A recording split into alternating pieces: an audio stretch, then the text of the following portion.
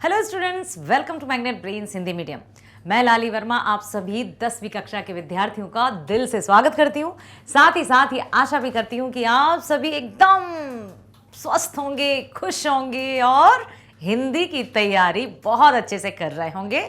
साथ ही साथ आप भी, आपके जो भी एग्जाम्स हो चुके हैं उनका मतलब बहुत अच्छा परिणाम आएगा ही आएगा। और ऐसा नहीं है कि मान लीजिए कुछ रह जाता है, कुछ हम भूल जाते हैं तो उसका पछतावा अब नहीं करना है। बीती ताही बिसार दे, आगे की सुधि ले है।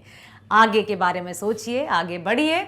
और अब हम चलते हैं हमारी जो पूरक पाठ्य पुस्तिका है वर्णिका, उसका सुपर 30 मिनट रिवीजन की तरफ। जी हाँ, वर्णिका भाग 2 क्लास 10 बिहार बोर्ड। आपका ध्यान मैं यहाँ पर चाहती हूँ। राजीव, अंजलि, मुन्ना, सभी लोग यहाँ पर ध्यान से सुनिए और देखिए, ताकि आपको जो भी वर्णिका से संबंधित कोई भी यदि कन्फ्यूजन रह गया है तो आप उसको अच्छे से कर सको। क्योंकि आपने कहा कि वर्णिका के भी प्रश्न उत्तर लाइए ड्यूरिंग या 30 मिनट रिवीजन में, तो मैं लेकर आई हूँ। देखो बेटा, आपको पता है ना कि जो दही वाली मंगम्मा है, सबसे पहले तो दही वाली मंगम्मा के लेखक कौन है, किसने लिखा है, इसलिए मैंने अभी वो चेंज कर दिया है। किसने लिखा है? श्रीनिवास जी ने। और दही वाली मंगम्मा किस भाषा में लिखी गई थी? कन्नड़ भाषा में। बहुत सही। तो ये याद रखिएगा, ये एक एक नंबर के प्रश्न जो ऑब्जेक्टिव प्रश्न हैं उनमें ये प्रश्न पूछे जा सकते हैं कि दही वाली मंगम्मा रचनाकार कौन है, और बहुत सारे आपके आ जाएंगे ऑप्शंस। तो आपको याद रखना होगा श्रीनिवास, नहीं श्री गणेशाय नमः। शुरुआत करते हैं श्रीनिवास। तो पहला जो पार्ट है दही वाली मंगम्मा, वो श्रीनिवास द्वारा लिखा गया है। ऐसे याद रख लो, दही वाली मंगम्मा श्रीनिवास। शुरू करते हैं। अब क्या था इस स्टोरी में, किसी को कुछ पता है?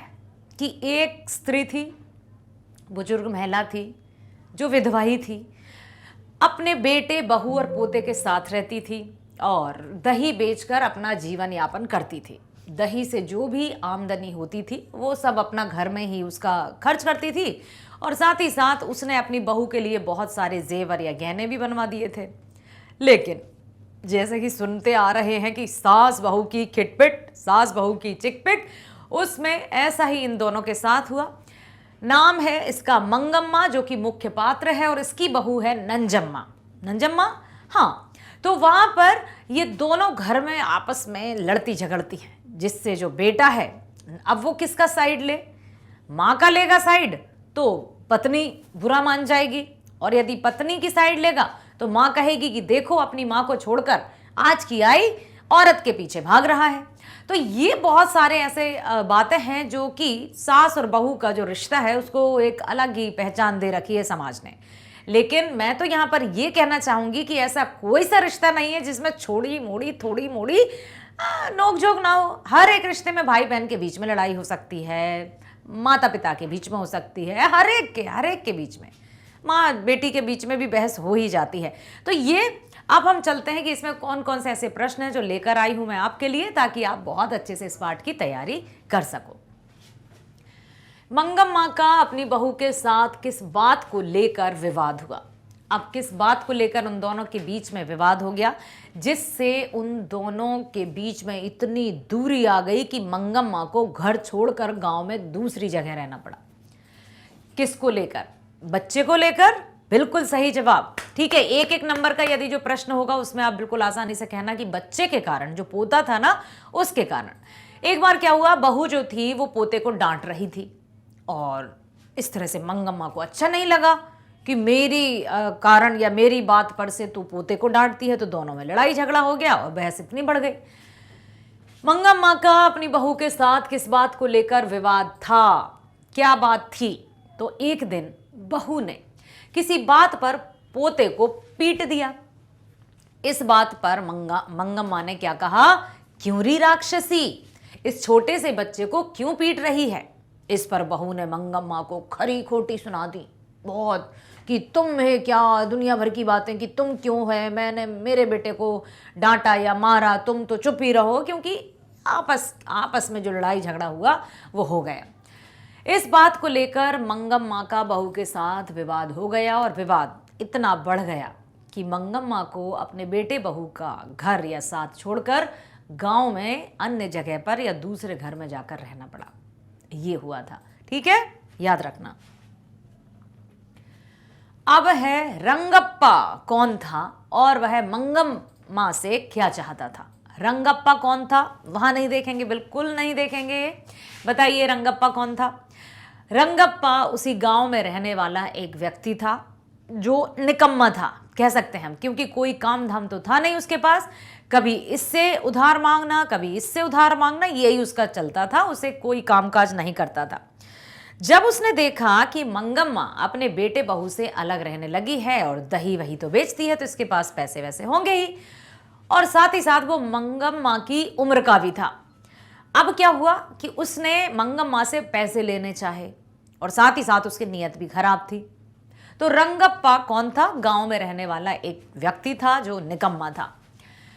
रंगप्पा मंगम्मा के गांव का ही आवारा और जुआरी था, टपोरी था, आवारा था, ठीक है।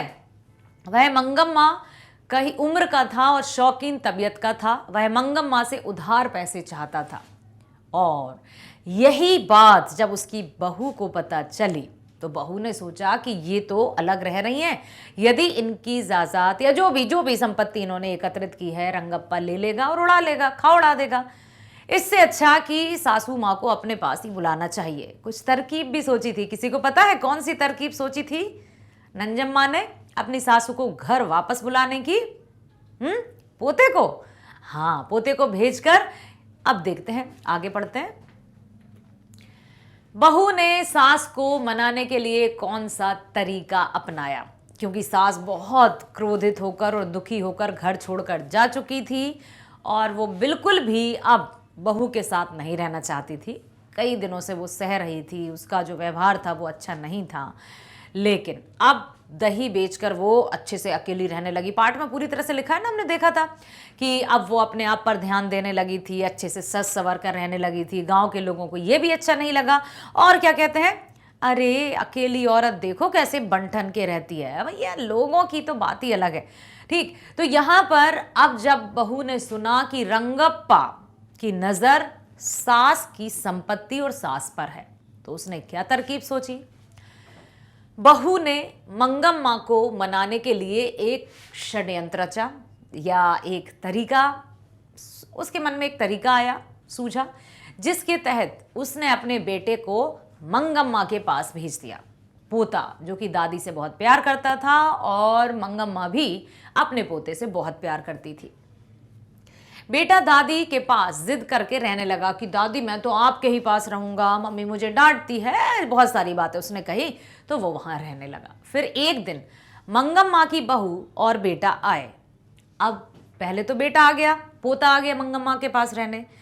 अब जब पोता रहने ही लगा तो फिर उन्होंने कहा कि चलो अब अपन चलते हैं, माँ को मनाकर घर वापस लाएंगे। तो बहू और बेटे भी आए और कहा कि उस दिन हमसे गलती हो गई, यह कहकर माफ़ी मांगकर मना लिया। कहा कि उस दिन जो भी हुआ मुझे माफ़ कर दीजिए, चलिए घर जाकर रहिए।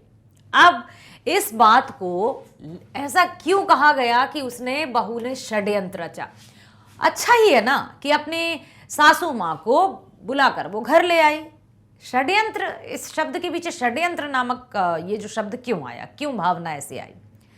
क्योंकि जब उसने देखा, इस तरह के भी घुमा फिरा कर प्रश्न पूछे जा सकते हैं कि बहू के मन में षड्यंत्र जो आया था वो किस कारण से आया था। रंगप्पा के बारे में जब उसने सुना था तब उसको ये लगा कि जितना भी ये पैसे कमाएगी रंगप्पा इनसे ले ही लेगा और हमारे हाथ में तो फूटी कोड़ी रहेगी, इसलिए हम अब सासू माँ को घर ही बुला लेते हैं, जैसा भी होगा रहेंगी यहीं। और वैसे भी वो दही बेचकर अपने घर में ही अपने पैसे वैसे खर्च करती थी, ठीक, इसलिए कहा गया है कि ये षड्यंत्र था। इस कहानी का कथावाचक कौन है उसका परिचय दीजिए। अब लेखक और कथावाचक में अंतर होता है। लेखक सिर्फ रचना कर देता है और उसके बाद कथा पढ़ी जाती है। जैसे कि हम कोई भी कहानी सुनाते हैं तो क्या हम नहीं लिखी होती है? नहीं, ठीक है। कथावाचक मतलब कथा बोलने वाला। तो इस कहानी में जो कथावाचक थे वो स्वयं लेखक ही थे। किसने लिखी है? श्रीनिवास जी ने। Very good. प्रस्तुत कहानी का कथावाचक स्वयं श्रीनिवास जी हैं।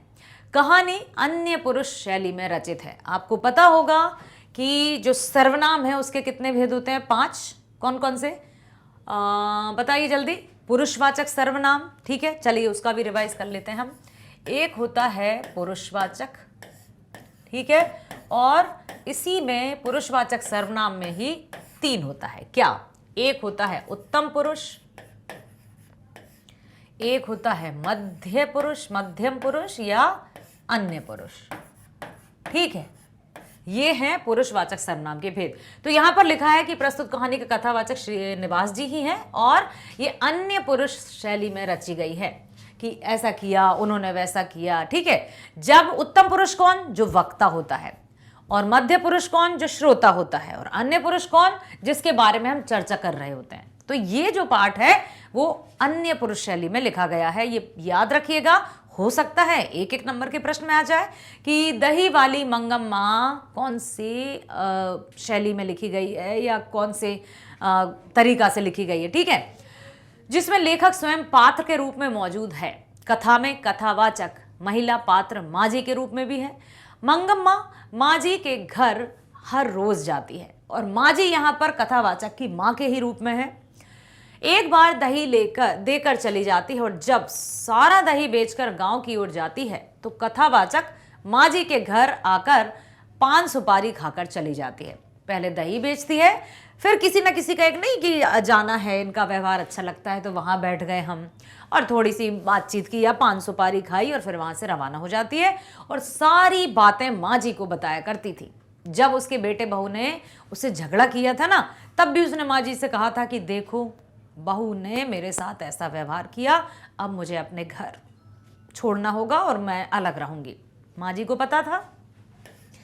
फिर माँ जी को यह भी पता था जब उसका पोता रहने आया तो ये भी पता था कि पोता रहने आ गया। फिर ये भी बताया उसने कि बेटे बहू अच्छे हैं, उन्होंने मुझे मतलब मुझसे माफ़ी मांगी और घर लेने आए, सब कुछ बताती थी। और इतना ही नहीं, मंगम्मा ने तो अपना जो भी दही बेचने का जो कार्य था वो अपनी बहू को सौंप दिया था। जो भी उसका जो घर घर जाकर दही बेचती थी, एक नहीं कि ये बारी है भाई तुम्हारी बारी है, तो वो एक घर बंद जाते हैं कि हम ही दही देंगे।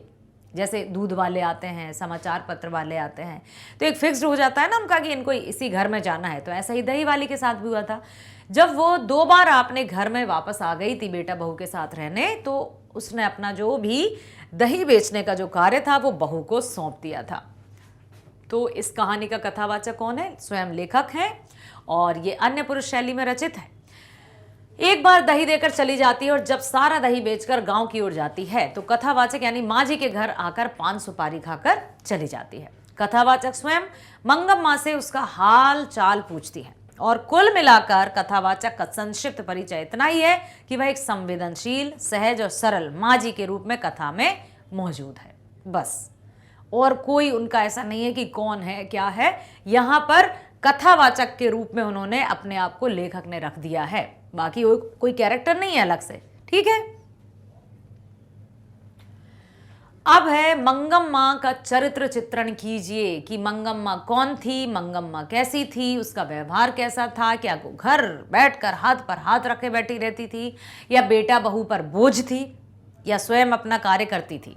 हाँ, तो मंगम्मा तो दही बेचकर अपना पूरा जीवन यापन करती थी और इतना ही नहीं, घर में भी अपने पैसे धेले जैसे पोते को कुछ लाना, मिठाई आदि लाना, कभी कभी बहू के लिए भी कुछ ले आना, ये सब वो करती थी। इस कहानी की केंद्रीय पात्र मंगम्मा है, अर्थात जो मेन कैरेक्टर है, जो मुख्य पात्र है वो मंगम्मा ही है। जो विधवा है वह दही बेचकर आमदनी को बचाकर रखती है और उस बचत से बहू के लिए गहने भी बनवा देती है, लेकिन अपने लिए कुछ भी खर्च नहीं करती। वह एक सचरित्र, व्यवहार कुशल, उदार और खुले दिल की स्त्री है। याद रखिएगा, सचरित्र मतलब चरित्रवान, व्यवहार कुशल, सभी के साथ अच्छा व्यवहार करती है। उदार है, उदार मतलब विनम्र, ठीक है, और खुले दिल की स्त्री है कि जो भी है वो मुंह पर कह देती है, ऐसा नहीं है कि किसी से छुपा कर पीठ पीछे कुछ कह रही है। तो बहुत ही अच्छी है वो, सचरित्र, व्यवहार कुशल, उदार और खुले दिल की स्त्री है। अपने परिवार का पालन पोषण करने और सुख के लिए ही दूर दराज शहर में दही बेचने जाती है। वो सोचती है कि जितना कमाएंगे उतना सही रहेगा, जितने लोग हैं उतना कमाएंगे, तब जाकर जीवन यापन सही होगा। तो वो दूर जाकर शहर में दही भी बेचती है ताकि घर में और आमदनी हो सके। अतः वह जिम्मेदार और परिश्रमी भी है। ऐसा नहीं है कि सिर्फ चरित्रवान है या विनम्र ही है या अच्छे दिल की है, बल्कि मेहनती भी है, ठीक है, और जिम्मेदार भी है। रंगप्पा के झांसे में नहीं आती है। रंगप्पा याद है, गांव का रहने वाला एक आवारा जुआरी था जिसकी नज़र मंगम्मा के पैसों पर थी। तो वह बुद्धिमान कह सकते हैं इसमें कि रंगप्पा के झांसे में नहीं आती है और बहू बेटे के कहने पर पुनः एक साथ रहने लगती है। इस तरह वह एक साहसी और समझदार महिला भी है।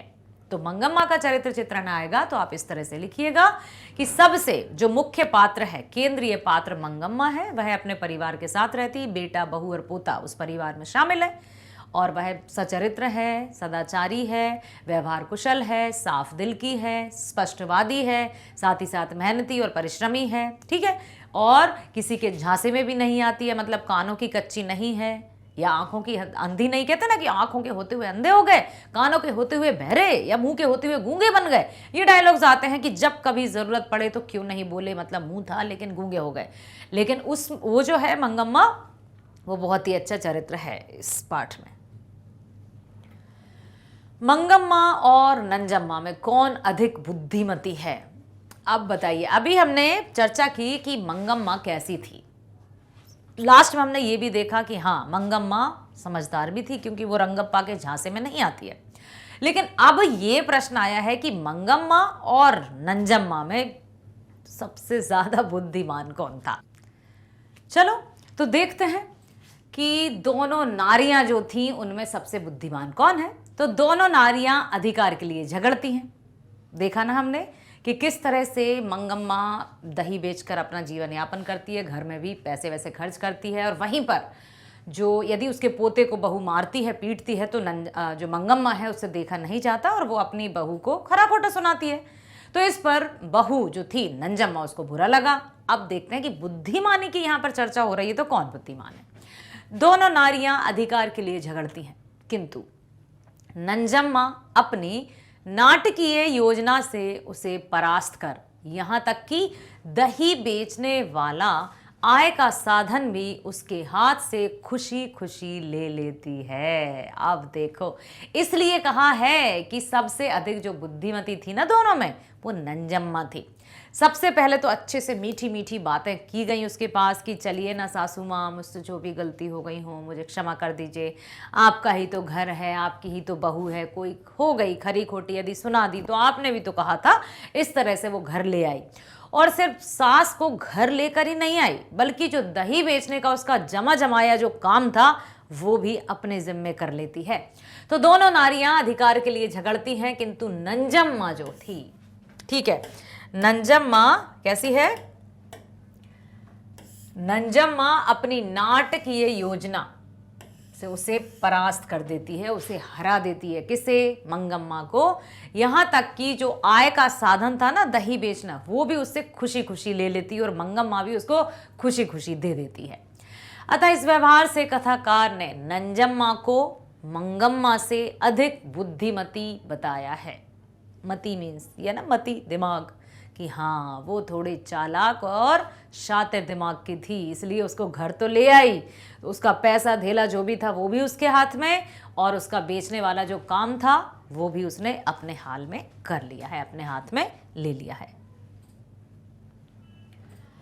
अब है कथावाचक ने सास और बहू की उपमा किस किस से दी? किसने कहा?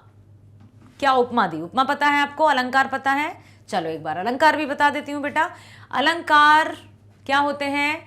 जो काव्यों की शोभा बढ़ाते हैं। मुख्य रूप से अलंकार दो प्रकार के होते हैं, शब्द अलंकार, अर्थ अलंकार। शब्द अलंकार के 3 भेद, अनुप्रास, यमक और श्लेष। अर्थ अलंकार के 5 भेद, उपमा, रूपक, उत्प्रेक्षा, मानवीकरण, अतिशोक्ति, जो कि मेनली है, और भी बहुत सारे उदाहरण हैं और भी अलंकार हैं। तो यहां पर बात की जा रही है उपमा, ठीक है, कि बहू की उपमा किससे दी है? सास और बहू की उपमा मतलब किससे दी है? उपमा का अर्थ होता है तुलना। तो कथावाचक ने सास और बहू की तुलना किससे की है? कथावाचक ने पानी में खड़े बच्चे का पांव खींचने वाले मगरमच्छ से बहू को और ऊपर से बांह पकड़कर बचने वाला रक्षक की उपमा सास को दी है। क्या? कि कथावाचक ने पानी में खड़े बच्चे का पांव खींचने वाले मगरमच्छ से, अब मान लो कोई पानी में खड़ा है और यहाँ पर बड़ा सा एक मगरमच्छ है, जैसा भी होता भाई, ये मत कहना कि ये कैसा मगरमच्छ, ठीक है, और वहां पर एक बच्चा है और वो मगरमच्छ चला है, उसका पांव खींच रहा है। अब ये तो कौन हो गई? ये हो गई है मंगम्मा, बहू मतलब नंजम्मा, और ऊपर से बांह पकड़कर बचने वाला रक्षक की उपमा दी है सास को। तो ये याद रखिएगा, पानी में बच्चा एक पानी में खड़ा है तो उसका जो पांव खींच रही है, मान लो वो हो गई मगरमच्छ की तरह नंजम्मा, और जो ऊपर है वो हो गई मंगम्मा। दही वाली मंगम्मा कहानी का संदेश स्पष्ट कीजिए, बताइए क्या है इसमें, क्या बताया है? यह कहानी आधुनिक बहुओं को संदेश देती है कि वे आवेश देखकर सभी सदस्यों को मिलाकर रखें। इसके लिए बुद्धि का प्रयोग करना नंजम्मा के चरित्र से सीखें, अर्थात उन्हें यह पता होना चाहिए कि किस तरह से परिवार को एक करके रखा जाता है। अन्यथा आजकल तो परिवार बचे ही कहाँ हैं। पहले संयुक्त परिवार हुआ करते थे, ये आपको भी पता है, आपने पढ़ा ही होगा। संभवतः आप कहीं देखने को तो मिलता नहीं, और हो सकता है कि आपके जो एरिया है वहाँ पर आज भी संयुक्त परिवार रहते हो, तो कमेंट करके बताइएगा ज़रूर। क्या संयुक्त परिवार रहते हैं जहाँ पर दादा दादी, चाचा चाची, ताऊ जी, ताई जी, उनके बच्चे, सब लोग मिलजुल कर रहते हैं? कितना आनंद आता था ऐसे परिवारों में। परिवार ही एक, मतलब जब भी कोई त्यौहार आता या कोई शादी ब्याह जैसा माहौल आता तो बड़ा मज़ा आता था, बहुत अच्छा लगता था। लेकिन परिवार सिमट कर अब बहुत न्यूक्लियर फैमिली में परिवर्तित हो गए हैं। संयुक्त परिवार अब एकल परिवार में हो गए हैं। तो अब आजकल अक्सर यही कहा जाता है कि शादी हुई और बच्चा अलग हो गया, अपने माता पिता का भी ध्यान नहीं रखा, बहू खराब है, ऐसा सुनने में आता है। लेकिन जो बहू है यहाँ की, वो किसी की बेटी होगी और उनके घर भी किसी की बेटी आई होगी। तो यहाँ पर हम यही कहेंगे कि दोनों परिवारों को आपस में तालमेल करके रहना चाहिए। बहू हो या सास, अपने आप को बिल्कुल माँ और बेटी की तरह संबंध बनाने चाहिए, ताकि सब जो आराम से रह सकें, सुकून से रह सकें और जीवन को हंस खेल कर बिताया जा सके। क्योंकि किसी का भरोसा नहीं है कि कौन कब तक चलेगा, कौन क्या होने वाला है, कब क्या होने वाला है। ठीक है, इस कहानी से क्या शिक्षा मिलती है बताओ? क्या शिक्षा मिली आपको? उत्तर मत देखो कि भाई ये लिखा है वो, आपको क्या लगा कि जो जब भी बुढ़ापा आने लगता है, प्रौढ़ अवस्था के बाद बुढ़ापा अवस्था आई जाती है, तो हमें ये देखना चाहिए कि जो भी घर के युवा हैं, बुजुर्गों के लिए है ये बात, कि घर के बच्चे हैं, बहुएं हैं, जो भी नवयुवक हैं, थोड़ा हमें उनकी तरह भी सोचना चाहिए। ऐसा नहीं है कि हमेशा हमारा हमारा, मेरी सत्ता चलेगी, मुझसे ऐसा कैसा कह दिया। तो हमें भी अपना जो दिल है ना, दिल तो बच्चा है जी, उसको भी संभाल के रखना चाहिए, ताकि सब कुछ अच्छे से चल सके। यदि हम अपनी ऐठ में रहेंगे तो फिर तो भाई रस्सी को खींचोगे तो वो टूटेगी ही।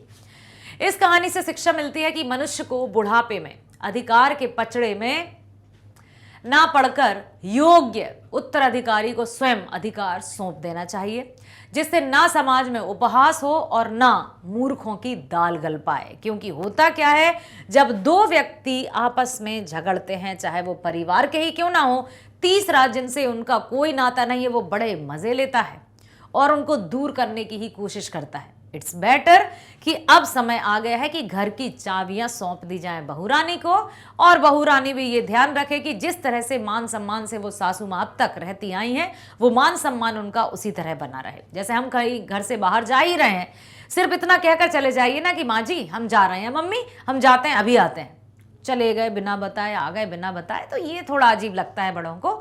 और अब आप ये मत कहना कि ये कौन सी शिक्षा हुई। भाई मैं भी ज्वाइंट परिवार में ही रहती हूँ, ज्वाइंट फैमिली में रहती हूँ, तो मैं भी एक बहू हूँ, मेरी भी सासू माँ है जो कि बहुत अच्छे से रहती है। तो इस तरह से हमें ये देखना चाहिए बुजुर्गों को भी कि अब चलो, अब आपको सौंप देते हैं। अब है शीर्षक की सार्थकता स्पष्ट करिए। तो इस कथा का मुख्य पात्र मंगम्मा है, उसी को लेकर माँ जी कहानी प्रारंभ करती है और सर्वत्र वह बनी रहती है। उसकी दही बेचने की क्रिया भी अद्योपांत है, मतलब बिल्कुल एंड तक चलती है दही वाली प्रक्रिया। था दही वाली मंगम्मा बहुत उचित शीर्षक है, उन्होंने सही शीर्षक दिया है कथावाचक ने। अगला प्रश्न है, मंगम्मा का अपनी बहू के साथ किस बात को लेकर विवाद था? ये हमें पता ही है कि पोते को उसने जब पिटाई लगाई, बहू ने, नंजम्मा ने पोते को मारा, पीटा, जिससे सास को यानी उस पोते की दादी को सहन नहीं हुआ। ऐसा अक्सर होता है, यदि हम अपने बच्चों को डांटते हैं तो बड़े बुजुर्गों को बिल्कुल पसंद नहीं आता। कहते हैं ना कि जो मूल धन है उससे प्यारा ब्याज होता है, उनके पोते उनकी धड़कन होते हैं, यदि उनको कोई कष्ट पहुंचाएगा तो वो सहते नहीं है। तो बस यही हुआ था मंगम्मा के साथ भी। जब नंजम्मा अपने बेटे की पिटाई लगाती है तो जो मंगम्मा है उसको बहुत बुरा लगा और उसने अपनी बेटी बहू को खरी खोटी सुनाई। जैसे ही पति घर में आते हैं तो नंजम्मा कहती है कि तुम्हारी माँ ऐसी, उसने ये कहा वो कहो, लड़ाई झगड़ा इतना बढ़ गया कि मंगम्मा फिर घर छोड़कर दूसरे बाहर रहने लगती है। और फिर कैसे नंजम्मा उसको मना कर ले आती है, इसका हम चर्चा कर ही चुके हैं। कहानी का सारांश प्रस्तुत कीजिए। क्या है कहानी का सार, बताइए। इसका मुख्य पात्र मंगम्मा क्या करती थी? दही बेचती थी, ठीक है। दही बेचकर अपना जीवन यापन भी करती थी और घर में एक आय का साधन भी था। अपनी बहू के लिए भी कुछ जेवर वगैरह बनवा देती थी। साथ ही साथ अपने पोते को बहुत प्यार करती थी, व्यवहार कुशल थी, सचरित्र थी, नम्र जो हृदय था वैसी थी। तो चलो देखते हैं। मंगम्मा अवलूर के समीप वेंकटपुर की रहने वाली थी और रोज दही बेचने बेंगलुरु आती थी। रहती कहाँ थी? अवलूर, और जाती कहाँ थी? बेंगलुरु। मंगम्मा का पति नहीं था और बेटा बहू से गृह कलह के कारण अलग हो गई। गृह कलह मतलब घर की जो वाद विवाद होता है, जो झगड़ा पचड़ा होता है, उसमें वो अलग रहने लगी। प्रत्यक्ष में तो झगड़े का कारण पोते की पिटाई थी। यदि दिखाई दे रहा है, जो अक्सर दिखाई देता है, कुछ बातें हमें दिखाई नहीं देती और होती बड़ी गहरी हैं, तो यहां पर प्रत्यक्ष में तो झगड़े का कारण पोते की पिटाई थी, किंतु मूल जो कारण था, मेन जो कारण था, वो सास बहू की अधिकार संबंधी ईर्ष्या थी। जैसा कि हमेशा से कि सास ने ये कहा, बेटा बेचारा पिसता है, इधर माँ के बीच में उधर बहू के बीच में। तो मेन जो प्रत्यक्ष रूप से हमें दिखाई देता है वो पोते की पिटाई थी, परंतु मूल रूप से सास बहू का अधिकार संबंधी ईर्ष्या ही थी कि मैं हूं, वो कहती मैं हूं, ये है वो है, मेरा बेटा है तो मेरा भी पति है। अरे तरह तरह के झगड़े यहां पर दिखाए जाते हैं, जो अक्सर लेखक ने यहां पर स्पष्ट रूप से नहीं बताया है। वाद विवाद का जो कारण है वो पोते की पिटाई को बता दिया है। औरत को अकेली जानकर कुछ अवांछित तत्व के लोग उसके धन और प्रतिष्ठा पर आंख भी उठाते हैं। पाठ में यह भी बताया है, रंगप्पा नाम का व्यक्ति था, याद कीजिए। रंगप्पा भी ऐसे ही किया। रंगप्पा ने, जिसे बहू की पैनी निगाहों ने ताड़ लिया मतलब बिल्कुल उसने समझ गई कि रंगप्पा कैसा है और वो मंगम्मा के पैसों पर नजर गड़ाए बैठा है। ना केवल पैसे बल्कि मंगम्मा पर भी वो कुदृष्टि डाल रहा है। उसने ताड़ लिया, भांप लिया। तो उसने अच्छा ही किया, उसने पोते को उसके पास भेजने का एक नाटक किया और अब मंगम्मा पोते के लिए मिठाई भी बाजार से खरीद कर ले जाने लगी। साथ ही साथ फिर क्या हुआ कि दोनों बेटे बहू आते हैं और मंगम्मा को घर वापस भी ले जाते हैं। क्या हुआ कि जब वो मिठाई ले जाती तो एक दिन कौवे ने उसके माथे से मिठाई का दोना ले उड़ गया। अब कौवे मिठाई ले जा रही थी और एकदम आया कौवा, उसकी मिठाई ले गया। अंधविश्वास के कारण मंगम्मा भयभीत हो गई। बहू के द्वारा नाटकीय ढंग से पोते को दादी के पास भेजने का बहू का मंत्र बड़ा कारगर सिद्ध हुआ, क्योंकि वो पोते को जी जान से चाहती थी। और ऐसा माना जाता है कि यदि कौवा पेड़ मतलब सिर को टच कर गया तो समझ लो उस व्यक्ति की मौत हो जाएगी। तो वो बड़ा डर गई कि पोता, मतलब ऐसा उसने सोचा और इतने में ही फिर बहू ने अपने पोते को घर भेजा। दूरी बढ़ने से प्रेम भी बढ़ता है, ये भी हम सब जानते हैं। मानसिक तनाव भी घटता है, हुआ भी ऐसा ही। मंगम्मा को भी बहू में सौहार्द, बेटे और पोते में स्नेह नजर आने लगा। बड़े बूढ़ों ने भी समझाया कि अब क्या इस उम्र में रह रही हो, ऐसा मत करो, जाओ अपने बेटे और बहू के साथ रहो, इस तरह से रहे। बहू ने मंगम्मा का काम अपने जिम्मे लिया। बहू ने बड़ी कुशलता से पुनः परिवार में शांति स्थापित कर ली और पूर्ववत रहने लगे। पूर्ववत मतलब पहले जैसे रहने लगे। यही है इस कहानी का सार। आशा करती हूं दही वाली मंगम्मा पाठ में आप निहित संदेश को समझ चुके हैं कि हमें अपने अहंकार की भावना को त्यागना है, किसी भी तरह से कड़वी बोली का इस्तेमाल कदापि नहीं करना है, सबके साथ मधुर व्यवहार करना है। एक व्यक्ति की बोली ही तो है जो उसकी अनुपस्थिति में उसकी पैरवी करवा देती है। जब हम कहीं ना हो और यदि हम सही हैं तो लोग जो वहां खड़े होंगे ना, वो हमारी पैरवी करते हैं कि नहीं भाई, उनकी तो बात अलग है, वो ऐसे बहुत अच्छे व्यक्ति हैं। तो यहाँ पर सास और बहू की जो बात की गई है उसमें भी हम सबको मिलजुल कर रहना है, यही ये कहानी संदेश देती है। तो मेरे प्यारे बच्चों, जो भी इस पाठ से या इस कहानी से जो भी प्रश्न आएंगे आप बहुत अच्छे से लिख कर आइएगा। श्रीनिवास इसके लेखक हैं, याद रखिएगा। पाठ पहला, दही वाली मंगम्मा, श्रीनिवास। चलो मिलते हैं नेक्स्ट वीडियो में। स्वस्थ रहना, खुश रहना, bye bye. Thank you so much, all the best.